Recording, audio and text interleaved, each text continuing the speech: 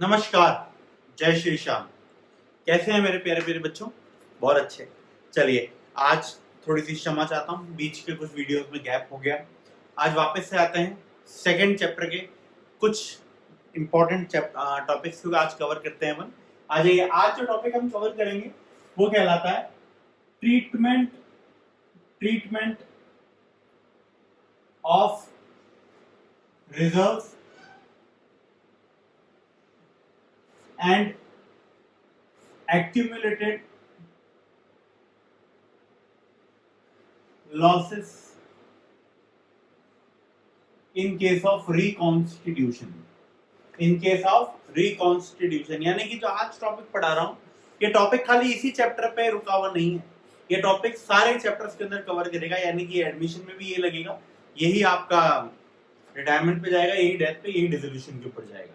I hope आप इसको important worth पाएंगे और आपको ये अच्छी तरह समझ आएगा। अच्छी तरह समझ आए तो रिव्यू अच्छे देने, जो आप लोग देते नहीं हो बहुत कंजूस हो। चलिए आ जाइए, आगे की तरफ बढ़ते हैं। सबसे पहले सवाल जो हमारे सामने खड़ा होता है वो है कि साहब ये रिजर्व्स क्या होता है? What do you mean by reserves? ये रिजर्व्स होते क्या हैं, ये बताइए कि रिजर्व्स क्या होते हैं। तो साहब reserves the part of profit, हम ये डेफिनेशन कवर करते हैं। The part of profit which is kept aside to meet future uncertainties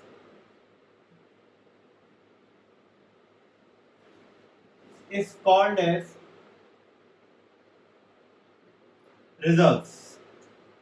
in common language हम रिजर्व्स की डेफिनेशन बताते हैं कि रिजर्व्स का मतलब क्या होता है। रिजर्व्स का मतलब होता है प्रॉफिट का वो हिस्सा जो कि हमने अलग किया है। The part of the profit, सबसे पहली बात पार्ट प्रॉफिट का है। प्रॉफिट का वो हिस्सा जो कि अलग से रखा गया है, जो कि भविष्य में होने वाले अनसर्टेनिटीज को कवर करने के लिए किया गया है, वो कहलाता है आपका रिजर्व्स। यानी कि the part of the profit which is kept aside to meet future uncertainties, that is called as your reserves. तो जो भी आपने अनसर्टेनिटी के लिए बनाया है, जिसको आप प्रेडिक्ट नहीं कर सकते, जिसको आप अंदाजा बिल्कुल भी नहीं लगा सकते, वो कहलाता है आपका क्या? रिजर्व्स कहलाता है। वही आपका क्या कहलाएगा? रिजर्व्स की कैटेगरी के अंदर कवर हो जाता है। तो प्रॉफिट का एक टुकड़ा होता है, तो प्रॉफिट का कौन सा बैलेंस होता है बेटा? प्रॉफिट का हमेशा बैलेंस होता है क्रेडिट बैलेंस। इसका मतलब रिजर्व का भी कौन सा बैलेंस हो जाएगा? क्रेडिट बैलेंस हो जाएगा, क्योंकि ये तो प्रॉफिट का ही एक क्या है? टुकड़ा है। कैप्ट असाइड, अलग से निकाल के रखा भविष्य में होने वाली अनसर्टेनिटीज को कवर करने के लिए। ठीक है। रिजर्व्स होते कितने तरीके के हैं? वैसे तो कई तरीके के हो सकते हैं, बट मेजरली रिजर्व्स को दो तरीके में क्लासिफाई किया गया। सबसे पहला पॉइंट हमने लिया कैपिटल रिजर्व, दूसरा होता है आपका बी पॉइंट रेवेन्यू रिजर्व्स। इन दोनों में फर्क क्या है वो एक समझने वाली बात है, वही एक इंपॉर्टेंट पॉइंट है। कैपिटल रिजर्व जो है, इसकी एक बहुत अच्छी खासियत है कैपिटल रिजर्व की, कि कैपिटल रिजर्व को बनाया जाता है कैपिटल प्रॉफिट से। किससे बनाया जाता है? कैपिटल प्रॉफिट से। A capital reserve can be made out of capital profits। Capital profit, अभी कैपिटल प्रॉफिट क्या होता है? कैपिटल प्रॉफिट वो प्रॉफिट होता है जो कि कभी कभी होता है या कैपिटल एसेट को बेचने पे होता है, या फिर अनप्रेडिक्टेबल प्रॉफिट होता है। फॉर एग्जांपल मान के चलिए एक छोटी सी बात, आपको मोबाइल फोन खरीदना है नया, उसके लिए आपने बजट बना रखा है। आपने अपने पापा से पूछा कि पापा मुझे मोबाइल लेना है, कितने रुपए तक का बजट आप दोगे मुझे, कितने रुपए दोगे आप मुझे? आपके पापा ने कहा बेटा मेरा मैक्सिमम बजट है आपको मोबाइल दिलाने के लिए 15,000 रुपीज का। बट आपने जो मोबाइल सोच रखा है, जो मोबाइल आपने प्लान कर रखा है, वो मोबाइल है 20,000 रुपीज का। अब आप क्या करोगे? उसके लिए सेविंग्स करना चालू कर दोगे, पैसे निकाल के रखना चालू कर दोगे। जैसे तैसे करके आपने 20,000 रुपीज अरेंज कर लिए। 20,000 कैसे आपने अरेंज किए? आपने ऐसा सोचा था 15,000 तो पापा दे देंगे, और जो मेरा मोबाइल फोन है वो 5,000 रुपए में सेल हो जाएगा, और जो एग्जिस्टिंग मोबाइल जब 5,000 में सेल हो जाएगा तो मेरे पास राउंड फिगर में कितने पैसे इकट्ठे हो जाएंगे? 20,000 रुपए इकट्ठे हो जाएंगे। आपने एग्जिस्टिंग मोबाइल को बेचने गए, जब आपने एग्जिस्टिंग मोबाइल को बेचना चाहा तो आपका एग्जिस्टिंग मोबाइल 5 की जगह 7,000 रुपए में बिक गया, यानी कि 7,000 रुपीज में उसको सेल कर दिया। आपकी एक्सपेक्टेशन क्या थी? 5,000 में बिक जाएगा, अपना काम हो जाएगा। अपने को कितने चाहिए? सिर्फ 5,000। सॉरी बट आपको मिल कितने गए? 7,000 रुपए मिल गए, आपको 2,000 रुपए का फायदा हो गया। आप बताइए 2,000 रुपए का क्या करेंगे? क्या आप इन 2,000 रुपए को पापा से बोलेंगे नहीं पापा 15 की जगह 13 दे दीजिए? इतना शरीफ तो आप लोग है नहीं और कोई भी नहीं होता। अब हम क्या करेंगे? इन 2,000 रुपए से हमारी चाहे तो हम हमारे मोबाइल की जो एक्सपेक्टेशन थी उसको 20,000 से बढ़ा के 22,000 तक ले जा सकते हैं। और हो सकता है कि हम 20,000 का ही फोन लें जो हमने सोचा था, और 2,000 रुपए उसके अंदर आने वाले समय के अंदर उसकी मेंटेनेंस के ऊपर खर्च करें, या उसके लिए कुछ एक्सेसरीज वगैरह लेने के लिए हम खर्च करें जो हम नहीं लेने की सोच रहे थे, अब ले लें। यही करेंगे। 2,000 रुपए वापस तो लौटाएंगे नहीं, या फिर जो पापा को बोलेंगे 13 दे दो, या फिर जो जो हमारा सेकंड हैंड फोन खरीदने वाला था उसको कहें आप 7 की जगह 5,000 दे दो। ऐसा कुछ भी नहीं होगा। हम उन 2,000 का यही यूज करेंगे, या तो हम हमारा बजट इंक्रीज करेंगे, या फिर हम क्या करेंगे उस मोबाइल उन 2,000 रुपए को कुछ एक्सेसरीज वगैरह के ऊपर खर्च कर देंगे। यही होगा, ठीक है। तो यहाँ पे जो 2,000 रुपए का एक्स्ट्रा प्रॉफिट आपको आया, वो प्रॉफिट क्या है? आपका कैपिटल प्रॉफिट है। जब भी बिजनेस कोई नई मशीन खरीदने की सोच रहा है, नया असेट बनाने की सोच रहा है, और उस समय अपनी पुरानी एसेट को बेचता है, या फिर कभी भी बिजनेस अपनी कोई सी भी पुरानी एसेट को बेचता है और उसको उसकी बुक वैल्यू से ज्यादा कभी भी पैसा मिल जाता है, तो वो क्या कहलाता है? आपका बिजनेस के लिए कैपिटल प्रॉफिट कहलाता है। तो कैपिटल रिजर्व्स को बनाने का सबसे अच्छा जरिया है कैपिटल प्रॉफिट। यहाँ पे एक बच्चा बोला कि सर क्या कैपिटल रिजर्व सिर्फ कैपिटल प्रॉफिट से बनते हैं? मान के चलो कोई बिजनेस एसेट को बेचता ही नहीं है, या फिर बेचता है तो उसको लॉस हो जाता है। एसेट अगर प्रॉफिट पे बिके, ये कहीं ना कहीं एक तरीके का एक ड्रीम है, क्योंकि एसेट हमेशा नॉर्मली लॉस पे बिकती है। अगर आपने सोचा था कि आपका मोबाइल 5,000 रुपए में जाएगा, और वो तो मैं आपको बता देता हूँ वो 4 या 3,000 से ज्यादा में नहीं जाएगा प्रैक्टिकली, ठीक है। तो एसेट का प्रॉफिट पे बिकना एक तरीके का एक मिरेकल है, ये एक तरीके का एक ड्रीम ही है जो कि कई बार पूरा नहीं हो सकता मैक्सिमम टाइम पे। तो कैपिटल प्रॉफिट तो होगा ही नहीं। जब कैपिटल प्रॉफिट नहीं होगा तो कैपिटल रिजर्व कैसे बनेगा? फिर इसका मतलब कैपिटल रिजर्व तो बन ही नहीं सकता। तो बेटा कैपिटल रिजर्व बनाने के लिए कैपिटल प्रॉफिट के साथ साथ हम रेवेन्यू प्रॉफिट्स का भी यूज कर सकते हैं। कौन से प्रॉफिट्स का यूज कर सकते हैं? रेवेन्यू प्रॉफिट्स का भी यूज कर सकते हैं। यानी कि कैपिटल रिजर्व के अंदर इनकमिंग दोनों तरफ से हो सकती है। कैपिटल रिजर्व के अंदर पैसा कैपिटल प्रॉफिट भी डाल सकता है, और कैपिटल रिजर्व के अंदर पैसा आपका रेवेन्यू प्रॉफिट्स भी डाल सकता है। ये बनाया जाता है लॉन्ग टर्म लॉसेस या और लॉन्ग टर्म कैपिटल एक्सपेंसेस को मेट आउट करने के लिए। ये क्यों बनाया जाता है? लॉन्ग टर्म के लॉसेस या लॉन्ग टर्म कैपिटल एक्सपेंसेस को मेट आउट करने के लिए। जिस तरीके से हम कह सकते हैं रिप्लेसमेंट ऑफ कैपिटल एसेट के लिए, किसी भी बड़ी एसेट्स के रिप्लेसमेंट के लिए हम क्या बना सकते हैं? कैपिटल रिजर्व बना सकते हैं। एक तरीके का एग्जांपल हो गया। तो ये है आपका कैपिटल रिजर्व। जबकि अगर आप रेवेन्यू रिजर्व के ऊपर आओगे तो रेवेन्यू रिजर्व को बनाया जा सकता है सिर्फ और सिर्फ रेवेन्यू प्रॉफिट्स पे से। किस पे से बनाया जाता है? रेवेन्यू प्रॉफिट्स पे से बनाया जाता है। और इसको किसी भी काम में लिया जा सकता है। इट माइट बी स्पेसिफिक, ये स्पेसिफिक भी हो सकता है, और ये चाहो तो जनरल भी हो सकता है। इसके अंदर ऐसा कुछ नहीं है कि ये पर्टिकुलरली किस काम के लिए किसी भी तरीके से हो सकता है, ठीक है। तो ये दो तरीके के आपके रिजर्व्स है। कैपिटल रिजर्व वो रिजर्व होता है जो किसी फिक्स काम के लिए बनाया गया है, जिसमें कैपिटल रिजर्व से भी इनकमिंग हो सकती है और रेवेन्यू रिजर्व से भी इनकमिंग हो सकती है। जबकि रेवेन्यू रिजर्व के अंदर सिर्फ और सिर्फ रेवेन्यू प्रॉफिट से ही पैसा आ सकता है, और इसको किसी भी आइडेंटिफाइड काम के लिए भी बना सकते हो, और जनरली किसी नॉर्मल यूसेज के लिए भी इसको बना करके अलग से रख सकते हो। जिनको हम आसान शब्दों में बोलते हैं उड़ता तीर संभालने के लिए भी आप रेवेन्यू प्रॉफिट्स को यूज कर सकते हो, ठीक है। फटाफट से इसको कॉपी करें सो दैट हम आगे की तरफ बढ़े, टाइप्स ऑफ रिजर्व्स को और क्लियरली समझने की कोशिश करें।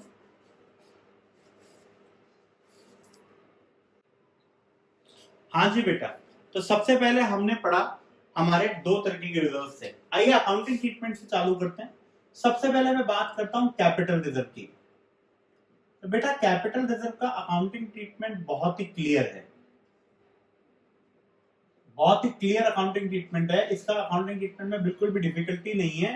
कैपिटल रिजर्व का अकाउंटिंग ट्रीटमेंट है डू नॉट टच। इसका मतलब क्या हो गया? इसका मतलब ये हो गया कि कैपिटल रिजर्व को किसी भी हाथ में टच नहीं करना है, यानी कि not to be distributed in any case, किसी भी स्थिति के अंदर आपको कैपिटल रिजर्व को छेड़छाड़ नहीं करनी है, नहीं डिस्टर्ब करना है। वैसे मैं आपको बता दूं 12th क्लास के सिलेबस के अंदर कैपिटल रिजर्व आपका किसी भी क्वेश्चन में आएगा भी नहीं, और यदि आ भी जाता है तो कैपिटल रिजर्व के साथ बिल्कुल भी छेड़छाड़ नहीं की जाती है, बिल्कुल भी कैपिटल रिजर्व को डिस्टर्ब नहीं किया जाता है। ये एक छोटा सा रूल है, ठीक है। आइए आगे की तरफ बढ़ते हैं, नेक्स्ट पॉइंट पे चलते हैं। दूसरा हमारा जो यहाँ पे रिजर्व था वो रिजर्व था रेवेन्यू रिजर्व।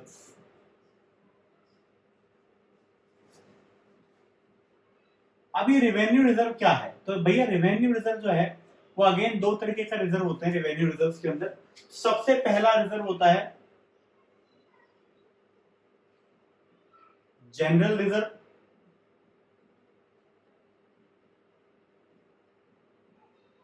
और दूसरा है specific reserve.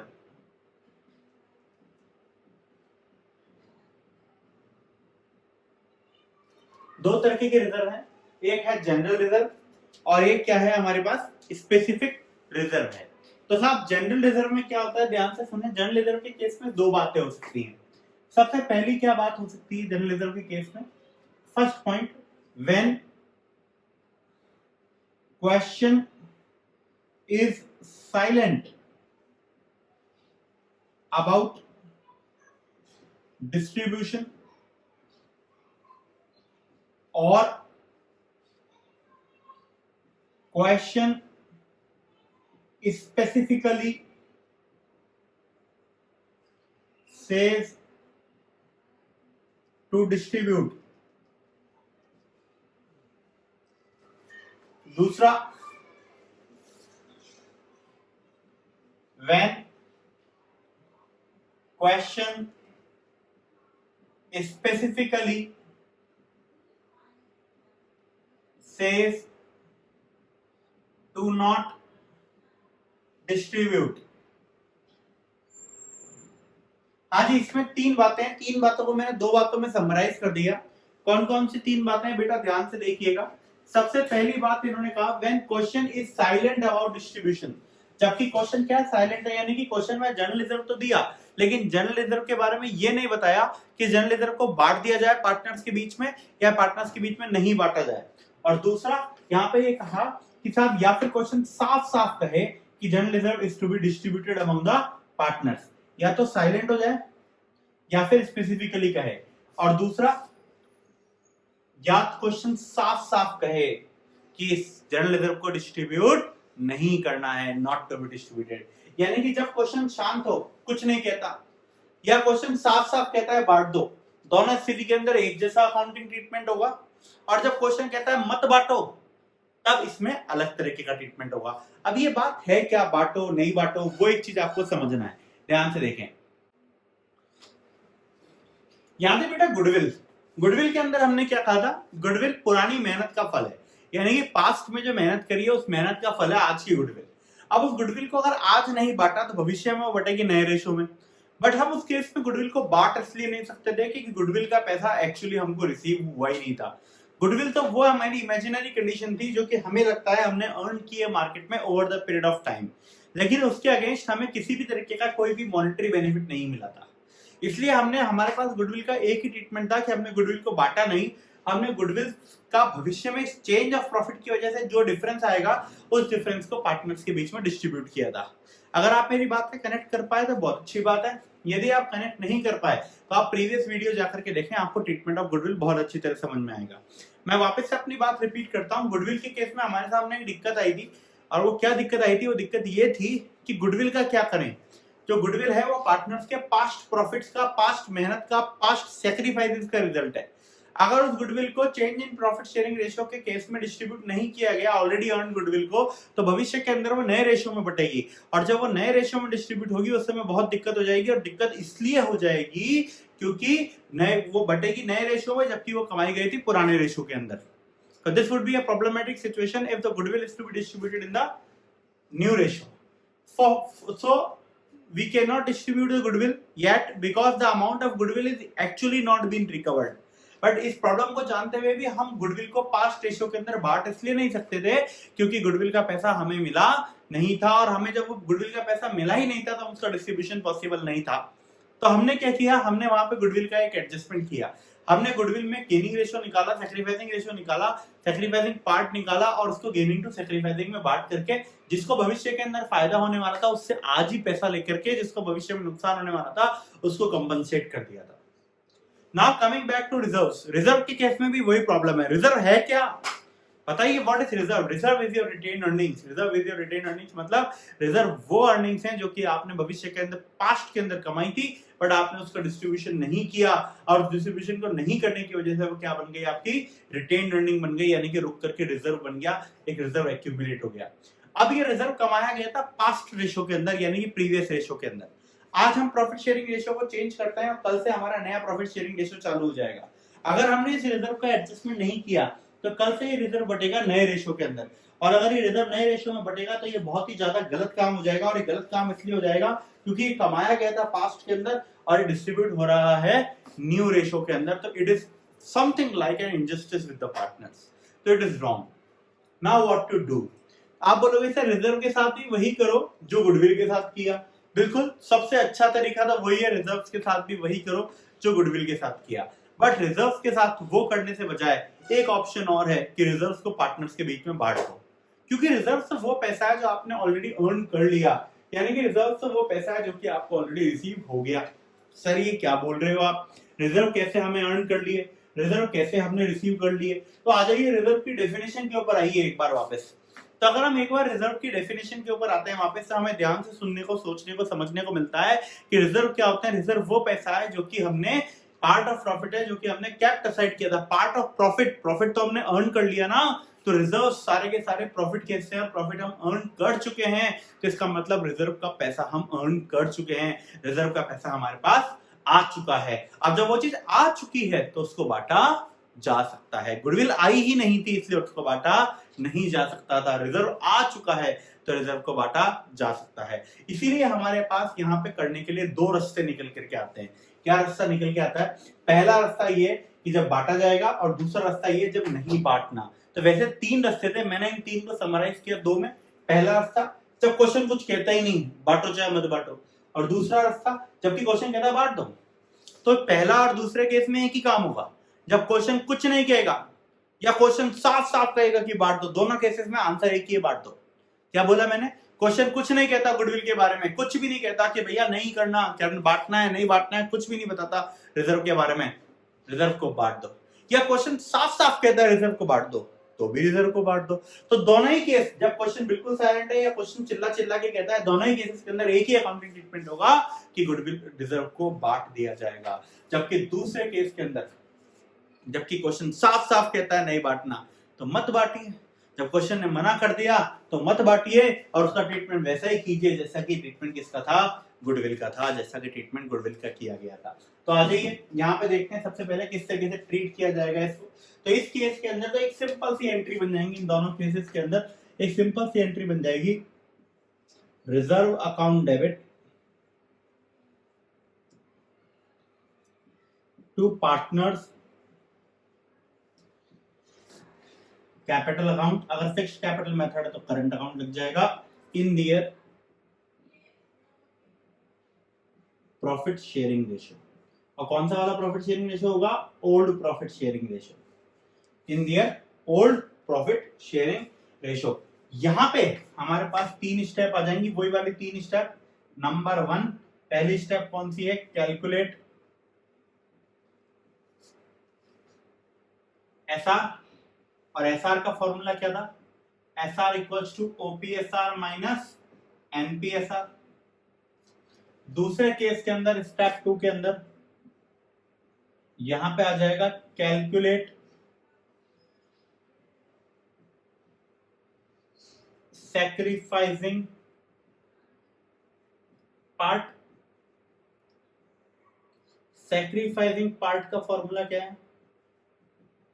Value of reserve multiplied by sacrificing ratio, value of reserve multiplied by sacrificing ratio.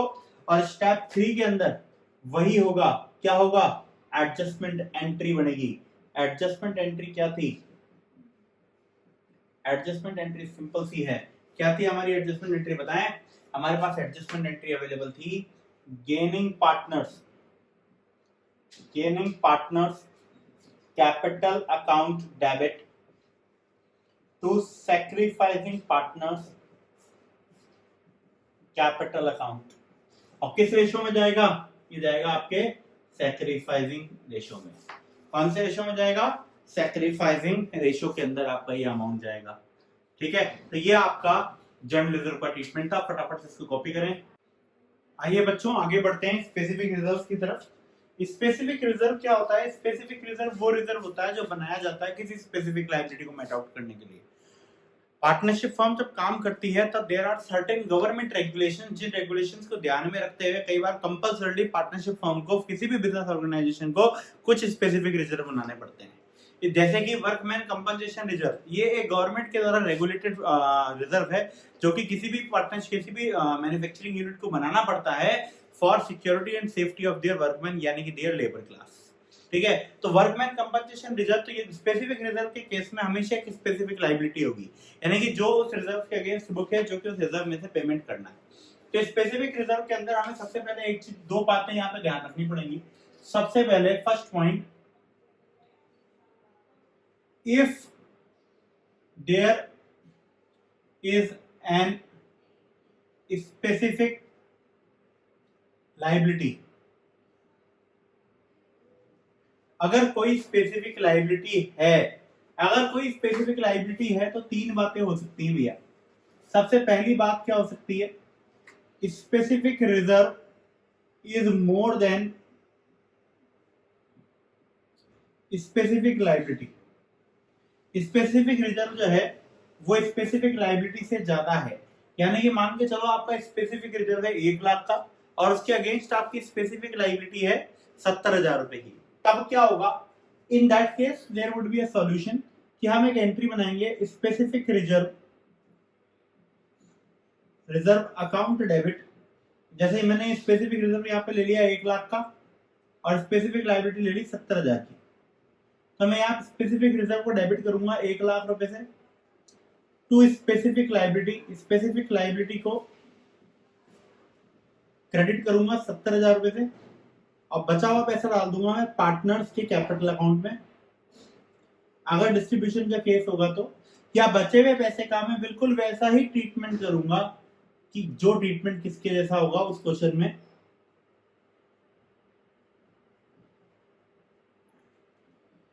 General reserve का। यानी कि यदि उस क्वेश्चन के अंदर हमें बांटना होगा तो हम यहाँ पे तुरंत पार्टनर्स कैपिटल अकाउंट लिख देंगे, और यदि वहां पे हमें रिजर्व नहीं बांटना होगा तो भी हम जनरल रिजर्व के जैसे सेकंड वाले मेथड के जैसे 3 कदम चलेंगे और उसका एडजस्टमेंट करेंगे। यानी कि सबसे पहले स्पेसिफिक लायबिलिटी का जितना ही पैसा है उसको तो स्पेसिफिक लायबिलिटी में ट्रांसफर करूंगा, और अगर स्पेसिफिक लायबिलिटी से ज्यादा पैसा बच जाता है तो उस पैसे का ट्रीटमेंट बिल्कुल वैसा होगा जैसा कि ट्रीटमेंट उस क्वेश्चन में किसके जैसा होता, जैसा कि ट्रीटमेंट उस क्वेश्चन में होता हमारे जनरल रिजर्व का। दूसरा केस इसके अंदर आ सकता है स्पेसिफिक रिजर्व जो है वो बराबर है किसके? स्पेसिफिक लायबिलिटी के। तब तो कोई दिक्कत वाली बात नहीं है। इस केस के अंदर तो स्पेसिफिक रिजर्व पूरा का पूरा कहां ट्रांसफर हो जाएगा? स्पेसिफिक रिजर्व पूरा का पूरा ट्रांसफर कहां हो जाएगा? Fully transfer to specific liability, पूरा का पूरा ट्रांसफर हो जाएगा स्पेसिफिक लायबिलिटी पे। ठीक है, और अगर मैं बात करता हूं थर्ड सिचुएशन की, जहां पे कि स्पेसिफिक रिजर्व जो है इज लेस देन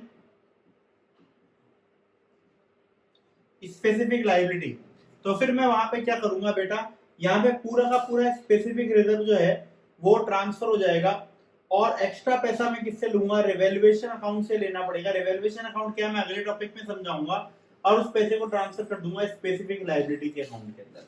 जितना भी था मान के चलो मेरा स्पेसिफिक रिजर्व है 70,000 रुपए का, और मेरी स्पेसिफिक लायबिलिटी निकल करके आ रही है 1 लाख रुपए की, तो मैं इस केस के अंदर 70,000 रुपए स्पेसिफिक रिजर्व से लूंगा, 30,000 रुपए रिवैल्यूएशन से लूंगा, और सारे के सारे 1 लाख रुपए का डाल दूंगा स्पेसिफिक लायबिलिटी अकाउंट के अंदर डाल दूंगा। ठीक है। तो जब हमारे पास क्वेश्चन में स्पेसिफिक लायबिलिटी दी हुई होती है तो हमारे को क्या बातों का ध्यान रखना है, हमारे को इन बातों का ध्यान रखना है कि यदि स्पेसिफिक रिजर्व स्पेसिफिक लायबिलिटी से ज्यादा है तब तो स्पेसिफिक लायबिलिटी का जितना अमाउंट है स्पेसिफिक लायबिलिटी में डाल दीजिए और बाकी के अमाउंट को 30,000 बाकी के अमाउंट को वैसा ही ट्रीटमेंट कीजिए जैसा कि जीआर का करते। यदि स्पेसिफिक लायबिलिटी बराबर है तो सारा पैसा स्पेसिफिक लायबिलिटी में चला जाएगा और यदि कम है तो रिवैल्यूएशन से ले लीजिए। ठीक है, चलिए आगे बढ़ते हैं, कॉपी कर लीजिए एक बार इसको।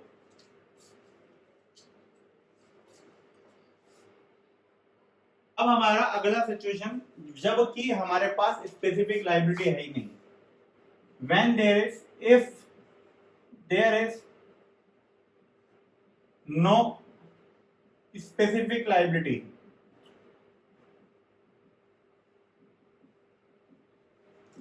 जबकि कोई भी स्पेसिफिक लायबिलिटी नहीं है। यदि हमारे पास कोई भी स्पेसिफिक लायबिलिटी नहीं है तो एक बात का ध्यान रखिए, उस सिचुएशन के अंदर हमारा पूरा का पूरा स्पेसिफिक रिजर्व क्या बन जाएगा, जनरल रिजर्व बन जाएगा और उसका ट्रीटमेंट बिल्कुल वैसा ही होगा जैसा कि ट्रीटमेंट उस केस में किसका होता, जनरल रिजर्व का आता। वापस से बोलता हूं, अगर क्वेश्चन के अंदर स्पेसिफिक लायबिलिटी है ही नहीं तो आपका पूरा का पूरा स्पेसिफिक रिजर्व किसके जैसा बन जाएगा, जनरल रिजर्व के जैसा बन जाएगा और उसका ट्रीटमेंट बिल्कुल वैसा ही होगा जैसा कि किसका होता, जनरल रिजर्व का होता। चलिए, तो रिजर्व्स के बारे में जो डिस्कशन था वो यहीं खत्म होता है। अगले वीडियो के अंदर कुछ प्रैक्टिकल क्वेश्चंस करेंगे। अगर आपको आज का वीडियो पसंद आए तो इसको लाइक और शेयर जरूर करें। हमारे ऑनलाइन कोर्सेज भी अवेलेबल हैं, हमारी एप्लीकेशन प्ले स्टोर पे ट्राइम्फ क्लासेस के नाम से अवेलेबल है, आप वहां जाकर के इसको देख सकते हैं। आपके इतने सपोर्ट के लिए थैंक यू। जय श्री श्याम।